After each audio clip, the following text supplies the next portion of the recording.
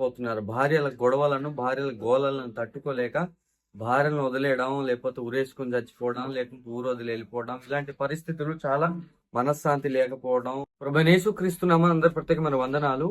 Video కిందన number ఒకటి ఉంది కదండి, అది వాట్సాప్ నెంబరు. ఆ నెంబరు ఒకవేళ అంటే ఒక గ్రూప్ ఉంది మనకు, ఆ గ్రూప్ లో ఒకవేళ యాడ్ అవ్వాలనుకుంటే మీరు ఆ నెంబర్కి హాయ్ అని మీరు మెసేజ్, యూట్యూబ్ అని మెసేజ్ పెడితే ఆ గ్రూప్ లో యాడ్ చేయడం జరుగుతుంది. అయితే ఒక మాటను మనం తెలుసుకుందాం.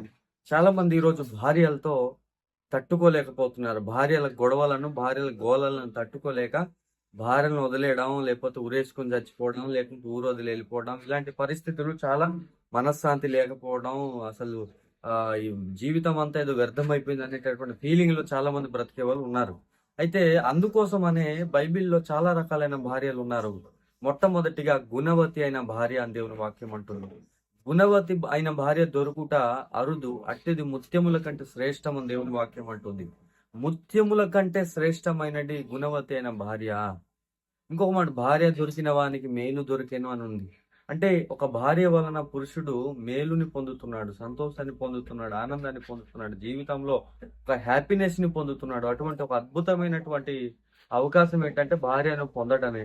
మరి ఆ భార్య గుణవతి భార్య అయితే గాని ఓకే, వెరీ గుడ్, బ్రతుకు బాగా, ఎందుకంటే తెల్లారి లెగుతుంది, వంట చేస్తుంది, చక్కగా ఆమె భర్త తెచ్చిన ప్రతి రూపాయిని దాచుతుంది, ఒక అభివృద్ధి అనేది ఉంటది.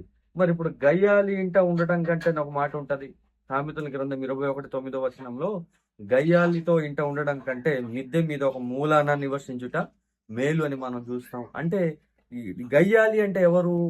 గయ్యాలి అనే మాటకు పొట్లాడే మనిషి, గొడవ పడే మనిషి అని క్రిస్టియన్ బైబిల్లో ఉంది.